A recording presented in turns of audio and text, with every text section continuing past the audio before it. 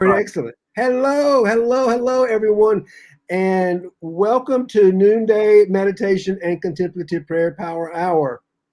We have been gathering together every day at noon, Monday through Friday, to love and support each other through this crisis. And what a crisis it's been, but we seem to be moving to a better place. And my name is Martin Coward, and I am so excited today. In this whole month, we're going to be celebrating gay, bi, and trans men who are extraordinary gay, bi, and trans men doing ordinary things that inspire us. And I'm so excited today to have a longtime friend, Mike Balaban, who is an LGBTQ plus activist and a gay historian. And his whole passion is around storytelling and the value of storytelling, both for keeping an accurate account of our history and of our past as a people, so that it gets recorded in a proper and a correct way with the emotion that's there. So storytelling is the best way to get. I'll tell you more about it, but that's the best way to convey history is through storytelling, because it includes our emotions and how we feel about everything, and it gives a much more accurate picture. And it also gives us an opportunity to heal the past and rewrite our future. So when we listen to our stories, we get to open our hearts to a new space, and we begin to create something that's better in the future for ourselves.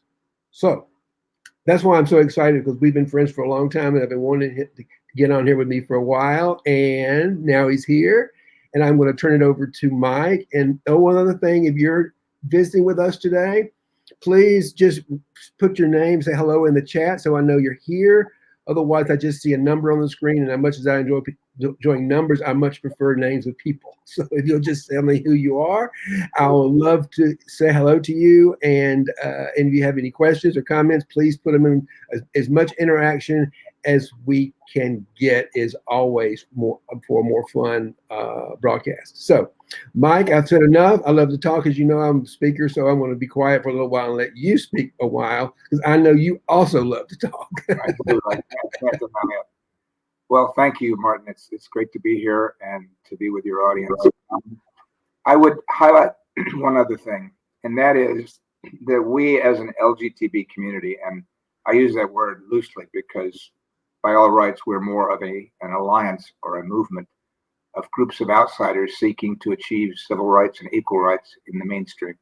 I think there is more that binds us together. I think we need to work on that. But at the moment, a community is the best term, even though it's not strictly accurate. Another thing, history is something that is shaped by the people living now. We tell the narratives of the past in the ways that we want, and those in power tell the stories the way they want. And we, as an LGBT group, have been written out of history. We were stigmatized and shamed and hidden for centuries, certainly the last few generations. And as a result, our stories didn't get told. They're non-existent. Some of them are being uncovered, and we're really fortunate to be able to get them. But by and large, most have disappeared into the mists of time. Let's take a second and welcome our friend Audrey Smalls. Can you see her? Can you see their names coming up on the screen, Mike? I do. Yes, I do. Hi, Audrey. Hey, Audrey. Audrey's a dear friend. She's a loyal fan. She's here almost every day, and she's a member of our community, and she is a beautiful, beautiful woman. And I'm so glad you're here. Happy Holy Good Friday, Audrey, to you as well. And I see somebody else, Richard Dowling, all the way from Ireland. I don't know, Richard. Do you know Richard, Mike? I know Richard Dowling in New York. Are you sure this one's in Ireland? And he says he's watching from Ireland. Okay. That's what he says. Maybe he's the same guy. Maybe he's traveling. Richard, wherever you're from, if we know you, we're glad you're here now. So thank you for joining us. So basically, for the first time in our history, if you live in places like New York, LA, London, where LGBTQ rights are acknowledged and accepted, we have the first opportunity ever to tell our stories openly and to have them recorded and to shape our own narrative rather than have others do it for us. And that's a unique opportunity, and it's one we don't want to lose. My friends who died of AIDS in the 80s, their stories are gone. We went in and sanitized their apartments after they passed away so that their parents wouldn't be offended by the sex toys and the porn tapes. And then they came in and took their belongings away, including all their photos with the stories, and they didn't know what went behind the photos, and they were lost.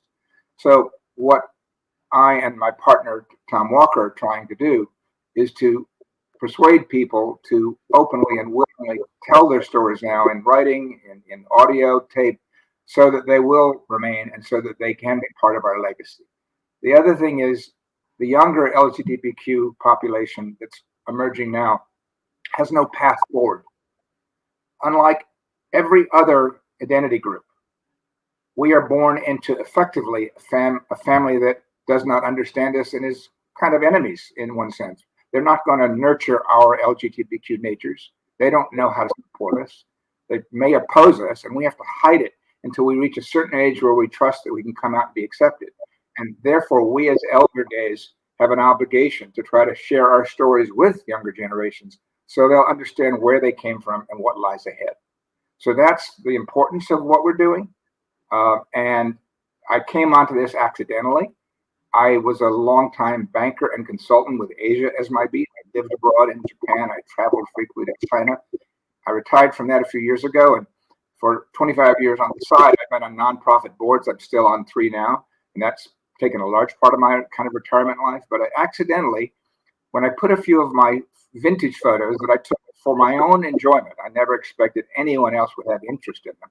Starting in the 70s, I put a few of those up on Instagram, and whoa, suddenly I got this response, which I expected might come from my friends or from others in my age group who would have a walk down memory lane. Oh, there's Fire Island, there's Provincetown, there's Mykonos, I've been there, or so. That didn't happen. My age group is not always willing to acknowledge how old we are. I'm quite proud. I'll be 69 in 2 months. You know what? I just finished #1 in a class of 18 millennials on a spinning class the other day. Not that happens often, but the point is, own your age, own who you are. You can't change it. But not all of my peers are accepting and proud of it, so they don't uncloak themselves in my Instagram and say, "Oh yeah, I was there." Secondly, if you lived through the 1980s as an openly gay man or woman or trans person, you lost friends, and there's a lot of pain associated with that. And we haven't all reconciled with that and resolved it and dealt with it and accepted its place in our lives. And the result is people who don't want to focus on that are not willing to look back and look at my photos and read my narratives and really tell our stories because they're too associated with pain. So I started putting these photos up. Lo and behold, I've got about 14,000 passionate followers around the world. I engage them by storytelling from my life, but raising issues that prevailed back then and now and comparing the two time periods and asking them questions about then and now in our community and trying to shape a discussion by the various parts of our community globally. I have followers from Laos to Sri Lanka to Venezuela. And out of that, I got urged by hundreds, if not thousands, to do a photo album. And I probably will do one eventually. But when I looked into it with a couple of agents I was introduced to, what became apparent is we're in a world where the only books that get published by publishers are those where the authors bring them distribution, because there's no longer bookstores to sell it, and social media is the way to go, and publishers don't understand or have interest in understanding social media. They expect you, the author, to go out and hawk your book and sell them copies. And if they aren't assured you're going to do that with 50,000, they're not going to give you a contract. So I gave up on that. Let me ask you a question on that. Sure. In today's multimedia and with social media and the ability to access photographs so easily for free, what's the real market for a real hardcover book today? Is there even a market for that? Do we even need publishers? Can we just create wonderful, beautiful, like you're doing right now, having a website that just shares beautiful content? I mean, if the purpose is just simply to share images and hold our history with images of beautiful, why do we even need a book? Well, the 2,000 or 3,000 people that have urged me to write a book would differ with you. There's something important to having a tangible product in your hands that you can hold, right? And those photos become more real than when they're tossable, by the thousands on the internet. So my goal is not to write a book for the sake of having a book. My goal is to have an impact by helping people understand the importance of these memories and their own photos. I mean, that's why I asked the question, because I think what you're doing on your website is got far more reach because it's for free. Anybody can get it, and it's recording history, and everybody else can participate. So I just think that that's a much more exciting and an easier way to live your mission, if you will, Well, by clearly just simply putting it out there. the path you're describing, but I'm still getting urged to do a book, and I get people saying, "You got to do a book. How come your life isn't on Netflix?" Blah blah blah. Well, it might help the fact that your business partner is a bookmaker. Has written a lot of photograph books. There may be your urging right there. That might be it.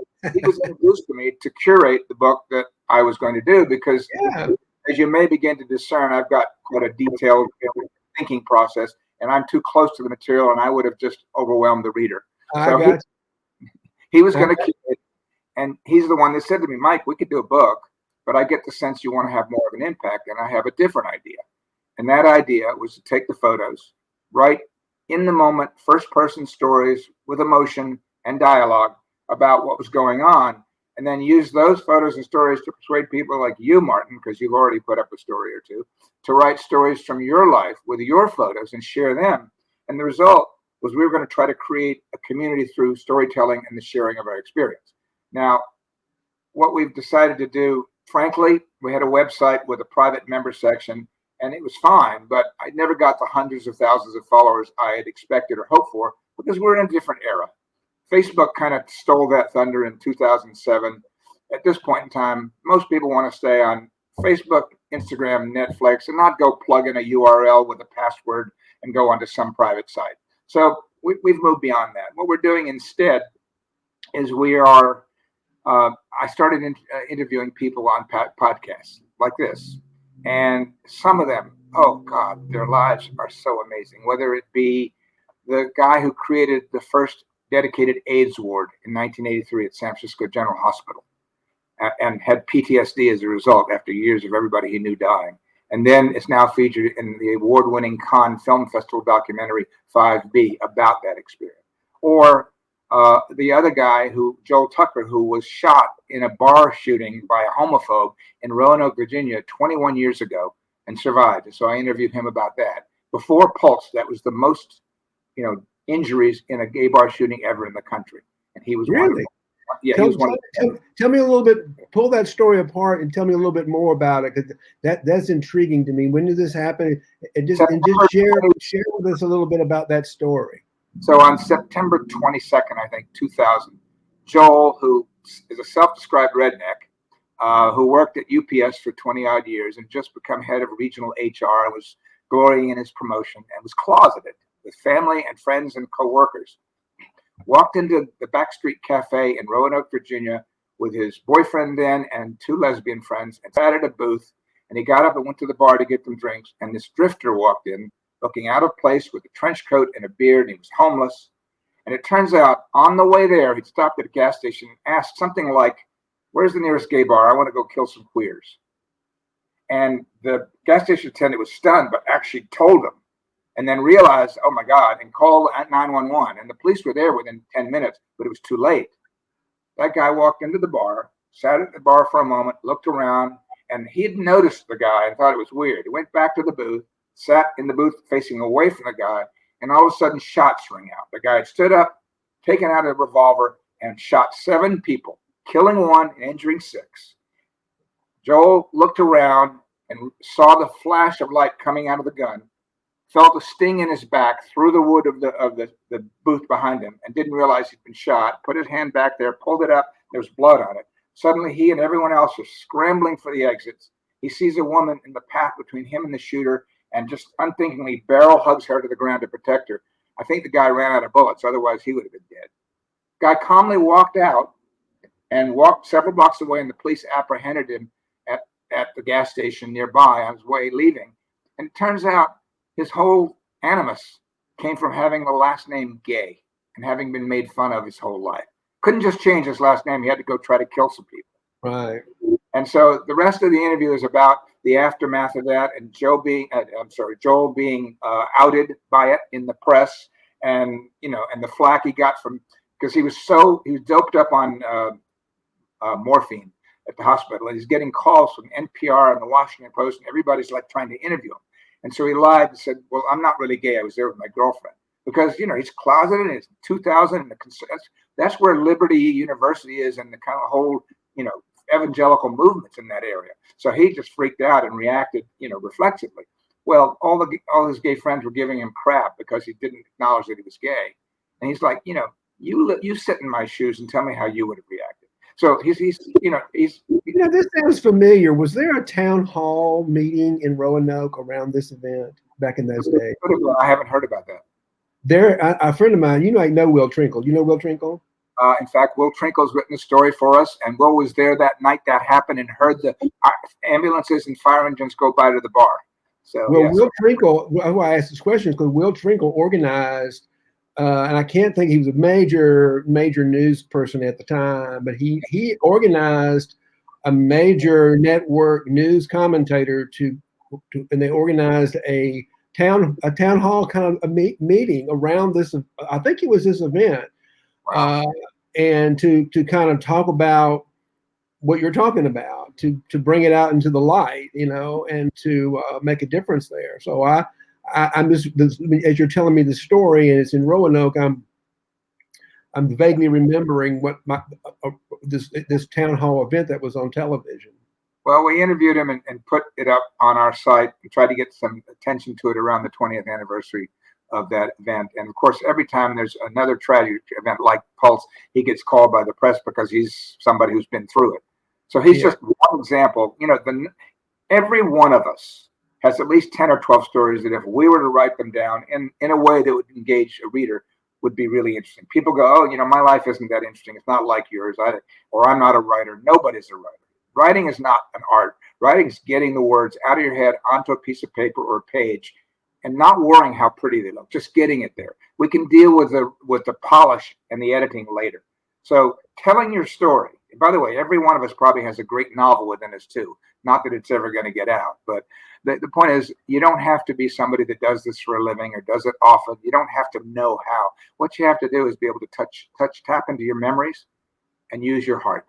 And I have the belief that we were all natural born storytellers when we were kids, and we got socialized out of that by learning the science of writing and then business writing when we went into our careers. And it's go back to being a kid, write what you're feeling and describe it like you're there, and it'll come out fine. And we help you. I think it was Hemingway that said to write drunk and edit sober.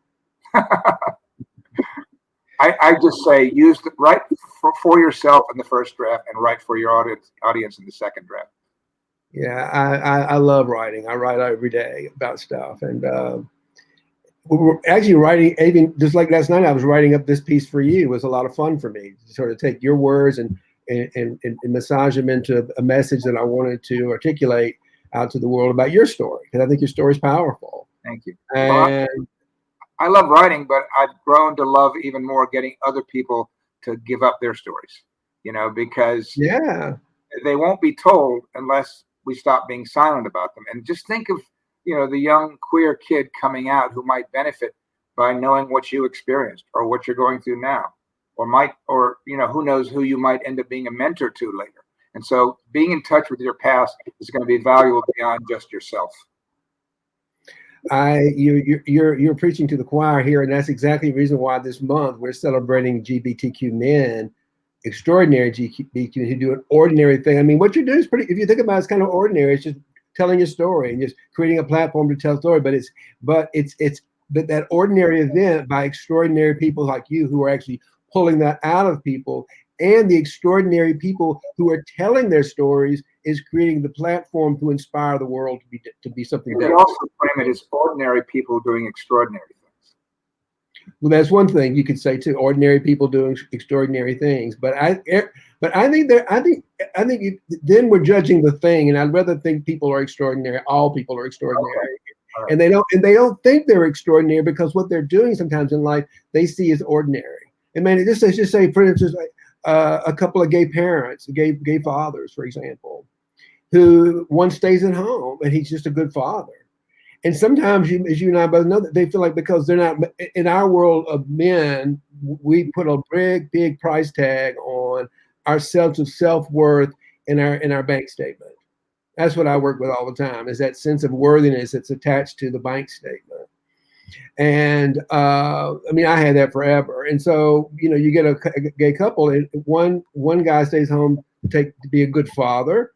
That's an ordinary thing, being a father. It doesn't take a lot of, it takes a lot of work, and you got to be an extraordinary man to do it, and do it well, and do it in a place where it says, this is who I am. This is what I'm doing. I'm a father, and my husband is the breadwinner, and I'm good with that, because we're both extraordinary men raising our family and doing what we do. And that's why I frame it that way, because the ordinary things we do in life are valuable.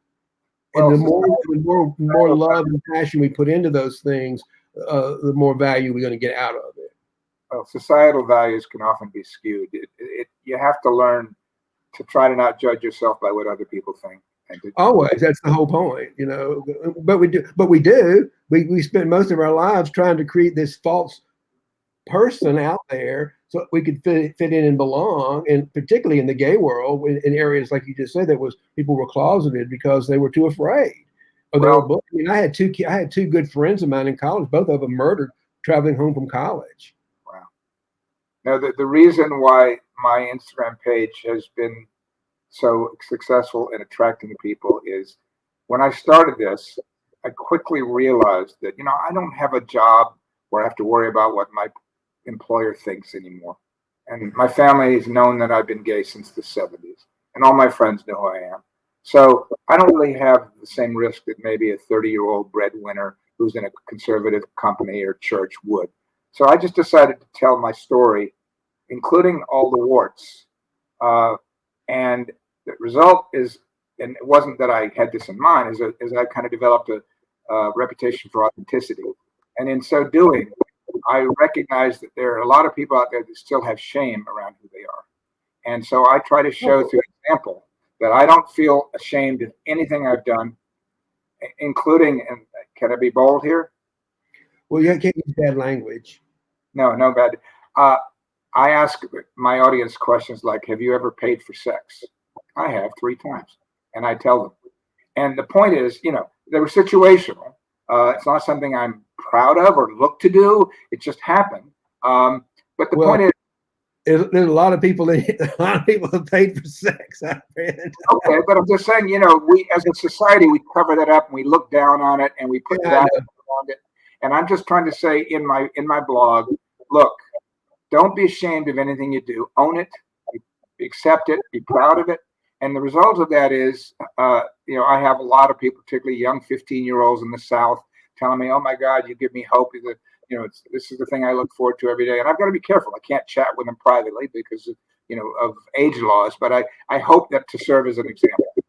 Yeah, I know a secret about you, that you said something about the South, and I grew up in a town called Albany, Georgia, and I believe you grew up in a town called Dothan.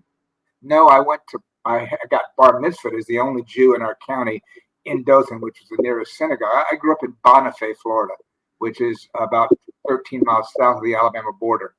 And I did show cattle in Donaldsonville, Bainbridge, and maybe Albany. I'm not sure if we made it to Albany, but I was born in Donaldsonville, Georgia. So what was it like to grow up in the panhandle of the United States, the panhandle of Florida? Do you remember the movie The Help? Yeah.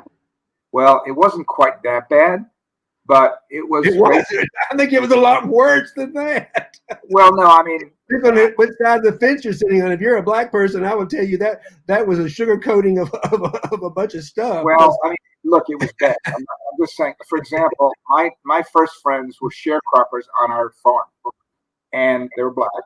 And my mom took us into town to the drugstore and ordered milkshakes, unthinking, because she came from the north, and that's just not part of our mentality.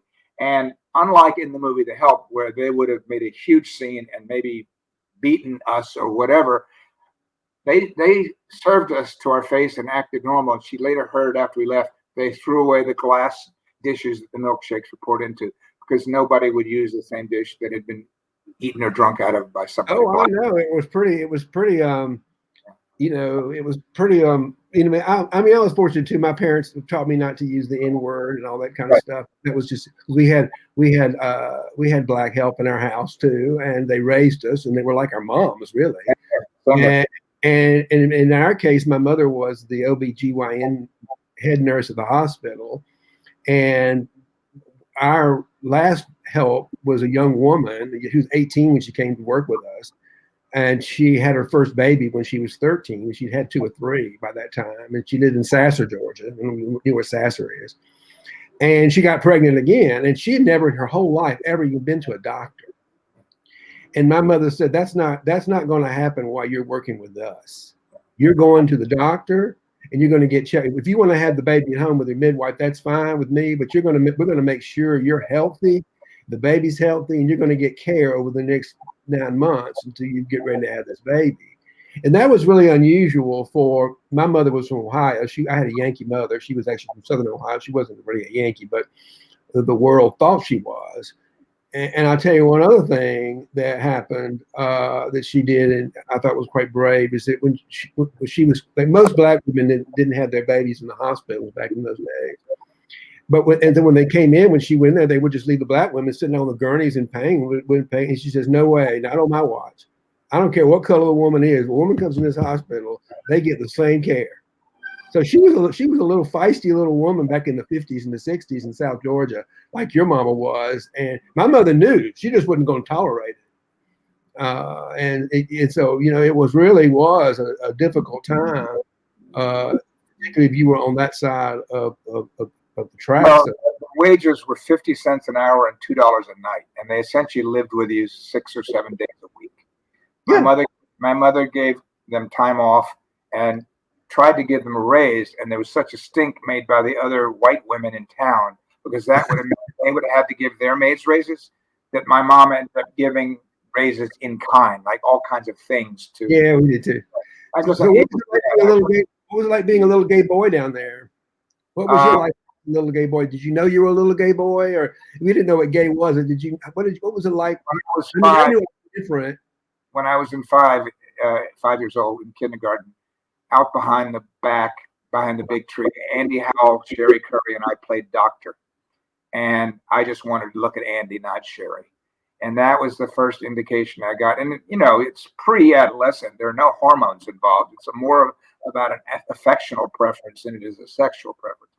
And when I was 10, and my brother and I went to the local recreational pool on a school bus every day out in the country, and we discovered an area between the men's and women's locker rooms from the outside of the complex with a little toggle switch that you could open a door and go in this crawl space. And we're inside there. I'm like 11 and he's like 8. And I'm looking at the men's room through a knothole. He's looking in the women's room. We're like, "Come here. No, you come here." And he's thinking, "Why are you looking through a knothole? You can go in the men's room, not an ogle without anybody noticing again."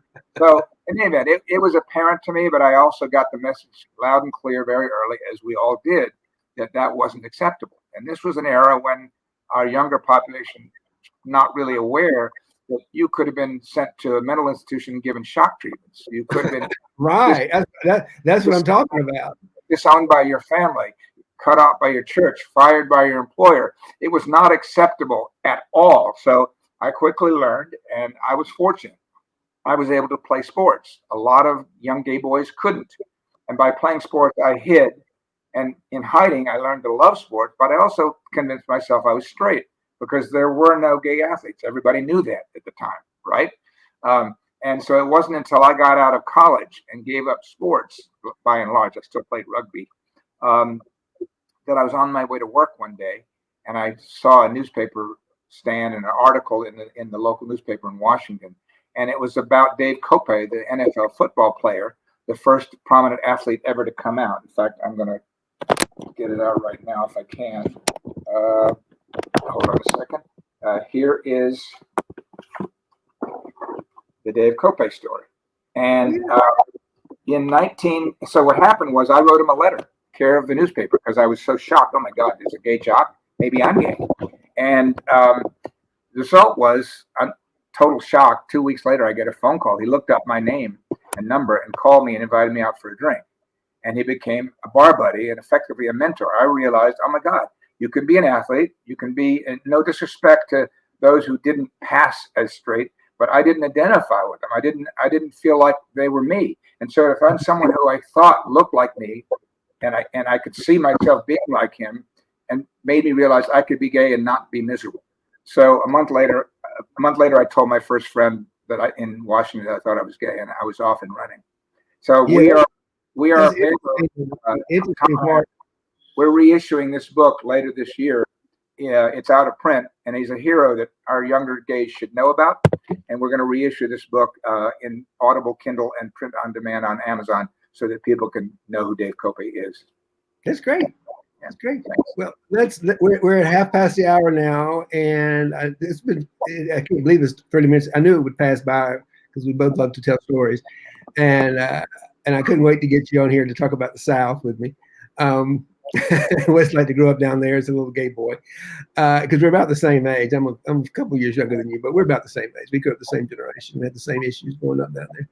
And one thing I was to say I remember was that you're right about the fact that there just weren't very many. The few gay people in town, I really did not identify with. I just did not. They weren't me. They were.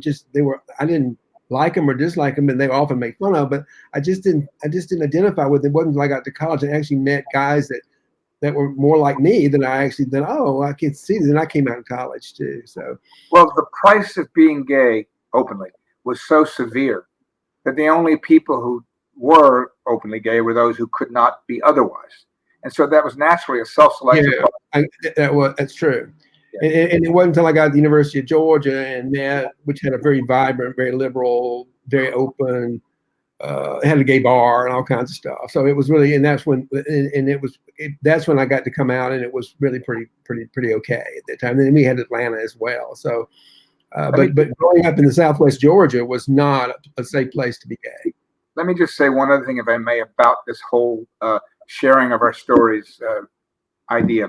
I believe that younger people don't have a path forward the way we did. Jobs aren't available. They change often.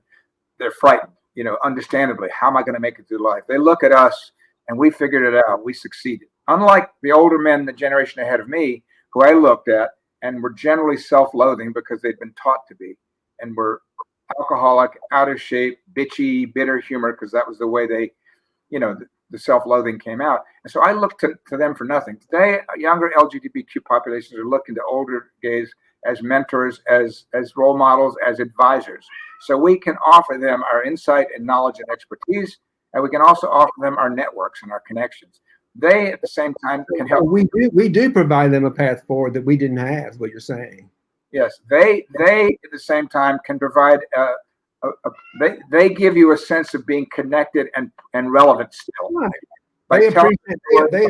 They appreciate us as men. I get it all the time. They appreciate us as mentors and role models, and we appreciate them. It's a reciprocity, and we appreciate them for appreciating us. But so also recognize that as our generation retires, and we give up the identity that we've held for so long as a doctor, lawyer, banker, whatever.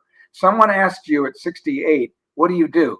I don't know how to answer them. I have a long answer, but not a quick one. Why? Because you no longer have that identity you assumed for 40 years. And not only that, you have a calendar that's wide open without meetings in it ahead of you. Yeah, now you got exactly what I say. Now you've got the opportunity to be your most authentic self, and you can really add value to the world, even if it's just sharing your stories and being a role model. Right? Not everybody embraces that or understands. A lot of people.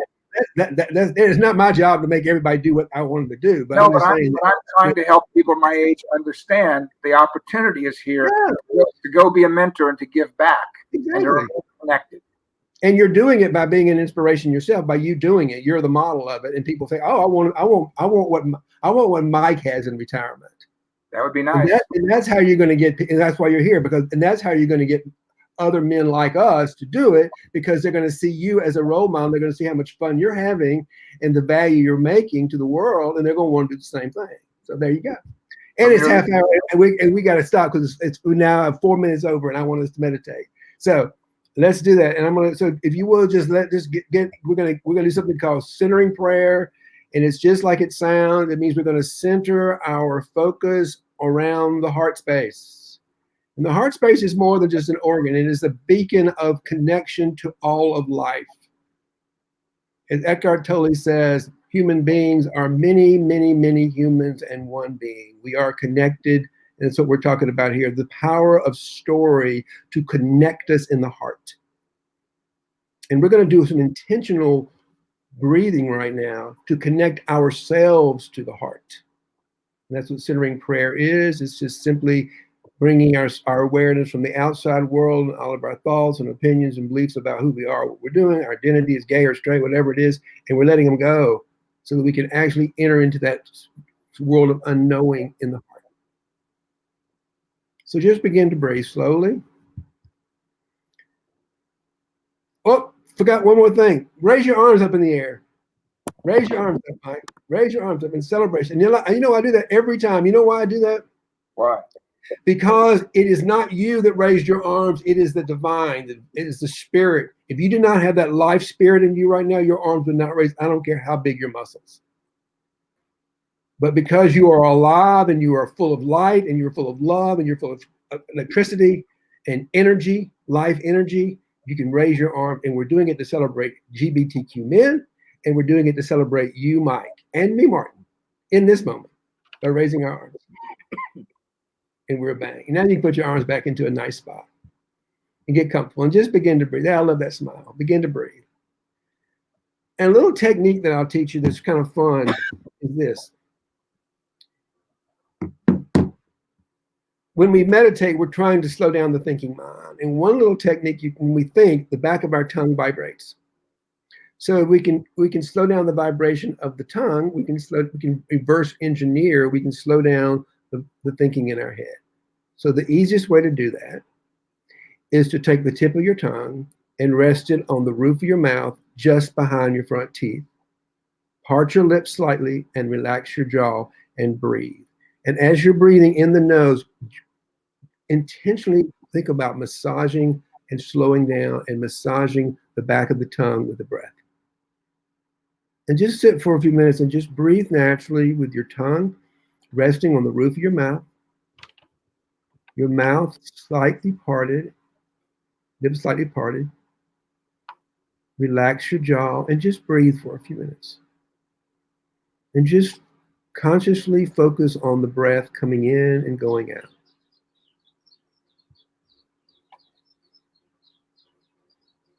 And if you start thinking, oh, I need to relax my tongue. I'm going to massage the tongue a little bit.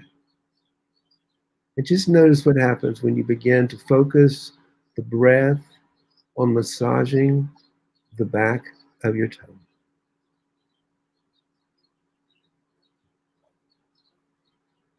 There you go.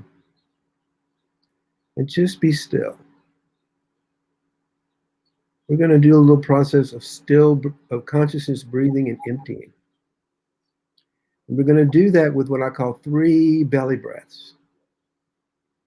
And it's going to look like this. You're going to use your belly muscles to pull the breath in through the nose, down your throat, massage the tongue, the back of the tongue, expand the heart, and pull the breath deep into your belly as an anchor, to anchor yourself in this body. Ready? Breathe in, down the throat, massage the tongue, open the heart with your belly muscles, expand the belly and pull the breath deep inside of you. Hold it just for a second. And now just gently let it go and relax it and let it go.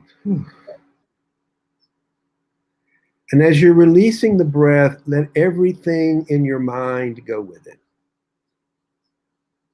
Let go of every thought, every opinion,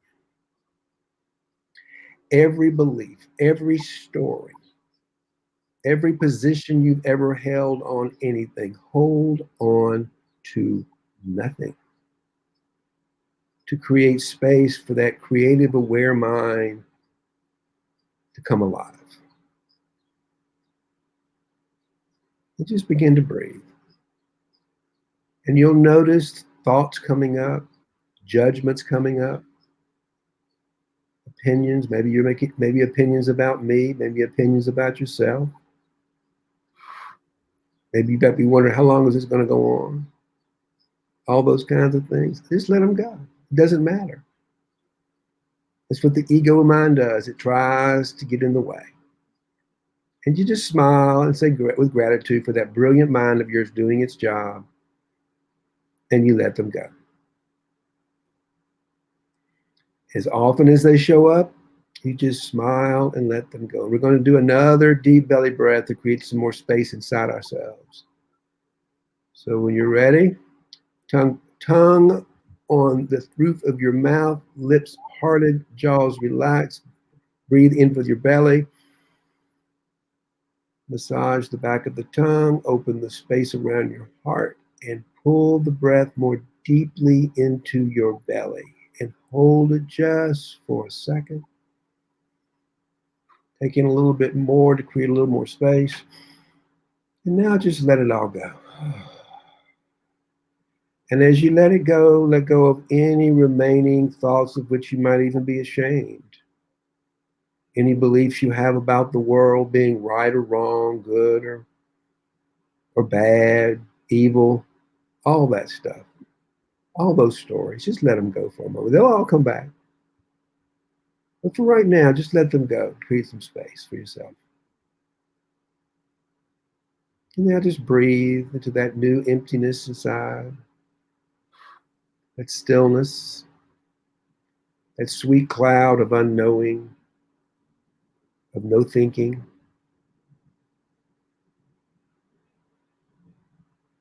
We're going to do one more belly breath, and then we're going to get still for the rest of this meditation.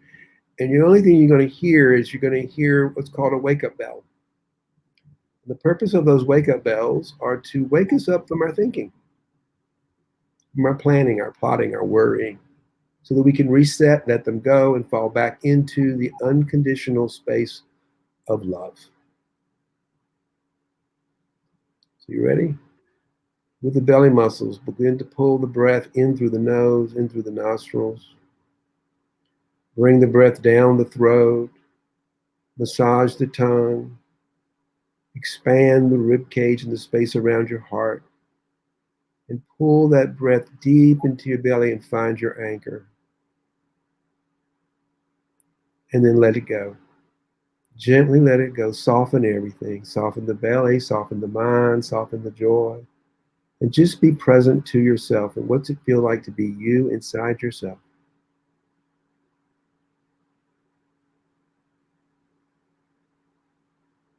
Just notice what happens when I'm quiet.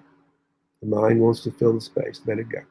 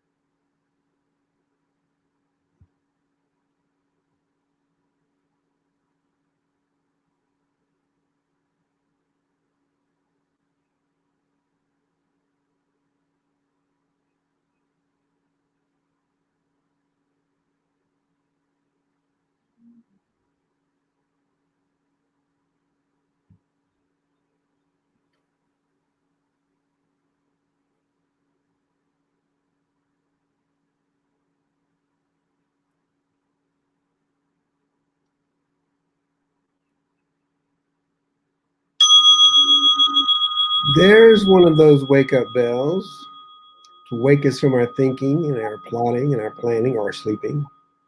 Just let it go and allow yourself to gently fall back into that beautiful emptiness within ourselves of just pure love consciousness. Fall back into your essence.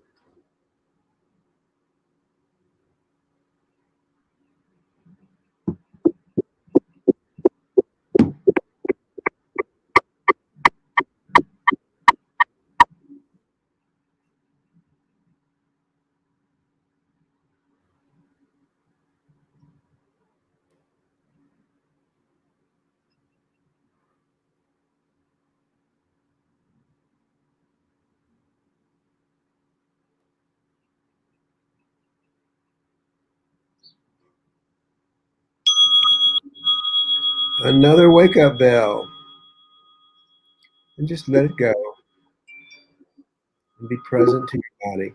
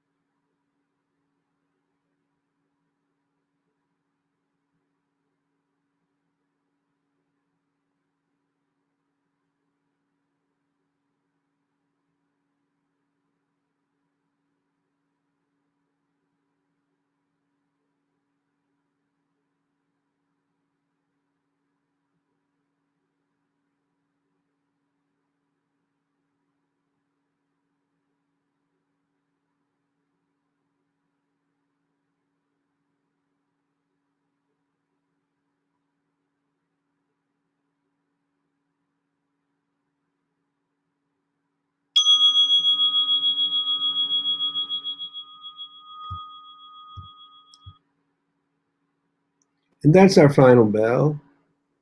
Welcome back to the material world. Is your mic on? Okay. Yes. Okay. So I have another question for you. What was it like for you? So you were a gay boy, but you're also a Jewish boy in the South. What was it like being Jewish in in the Panhandle of Florida? Well, to all the Baptists and Methodists I grew up with, Jews killed Jesus. Isn't that ridiculous?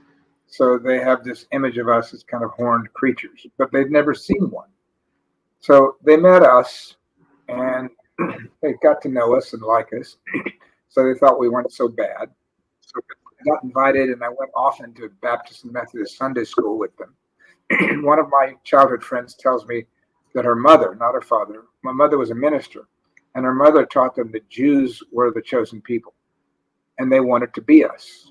And if I only knew now that back then they envied us when all I was doing was trying to be everything like them, it would have been a lot easier. But it was weird. I brought them up to my bar mitzvah in Dothan, Alabama. They'd never seen anything like that. I hadn't either, of course. And they ended up loving it because I was the bar mitzvah boy and I could get them drinks, right? So, in the end, it wasn't a huge difference, but it was a great divider when we first arrived there, and it took a long time to overcome the biases. Yeah, it's interesting, isn't it? I grew up, and I don't remember the kind of biases toward the Jewish people in Albany that like there were against maybe even Catholics in some ways by the Baptists, because they ate the body of Jesus and stuff like that. Well, we were the only Jewish family, and the dentist and his family were the only Catholic family. And there was a Ku Klux Klan in the town. They would muster their parades periodically with about 15 cars and trucks going through with their hoods and everything. So it wasn't all that serious, but underlying it was this oppressive racism. Yeah, I know. I'm just curious because I grew up in that too. But so we're gonna close this out in about a second. But Mike, I want you to give people exactly how to get in touch with your website, how to hear your podcast, so they can hear your stories, and maybe if they want to, they might even be able to participate in some of your storytelling work. Would love it. The way to remember it is my nickname in high school and college on my sports team was Bammer, Bammer. And so all of my outlets have that in the name. So Bammer 47, which is my college football jersey number, is my Instagram page. Bammer.co, not .com. Bammer.co is our website. And Bammer and Me, not ampersand, but A-N-D, Bammer and Me, is our podcast series, which you can listen to on the website, or you can go to any major podcast hosting venue like Apple, Google, Spotify, and Stitcher and find it there. So I hope people will look up this information. Feel free to contact me at mike@bammer.co. We would love to work with you to help you tell your stories. We do writing workshops. We edit. The whole point is to get our stories out to the world and to make sure they're not lost and to create community in the process. Thank you, Mark, for having me on. Yeah, thank you for coming on. I want to thank you just for the work you're doing. There's nothing more. That's why I do this. There's nothing more powerful than people telling their stories, and that's the point. And that's why I'm so excited to be celebrating. You're the first guest. I celebrated me. Today we're celebrating you. Two South Georgia people, South Northern Florida folks. And so hold on one second. I just want to make a couple of announcements and then we'll close this out. And I want to tell everybody that as people know, I'm a spiritual teacher and I'm a prosperity and mindset coach working with gay, bi, and transgender men. And I have a new Facebook group called the Financial Heart Space for Gay, Bi, Trans Men. And if that's you, then I would welcome you to join our group. If that's not you, I have another Facebook group for everybody. It's called the Financial Mystics Sanctuary. And a lot of what I do, and if you want to learn more about meditation and spiritual stuff, please join me in that group. And I'm going to be doing a really cool workshop in the middle of April. I just developed something called the Shadow Work Method Problem Solving Worksheet. And it's a very simple 3-step process that I use with my clients that I put into a worksheet that anybody can use to solve any problem. So that's coming up in the middle of April, and that's going to be in the Financial Mystic Sanctuary Facebook group. So if you want to come tune in for that, join us over there, and that's for everyone. Okay. So thank you everyone for joining us today. Have a wonderful weekend, and celebrate the holidays. If you're Christian, you're celebrating the Easter weekend. Enjoy the Easter weekend. Where are we in the Jewish holiday? I know we just had Passover, so it's around the same time. We're all around the same time. So whatever you're celebrating or not celebrating, celebrate. And if you don't have any holidays to celebrate, just celebrate all the people in your life that you love, that love you. That's enough to celebrate right there. Okay. Thanks for all the work you do, Martin. Thank you. And may love and prosperity prevail.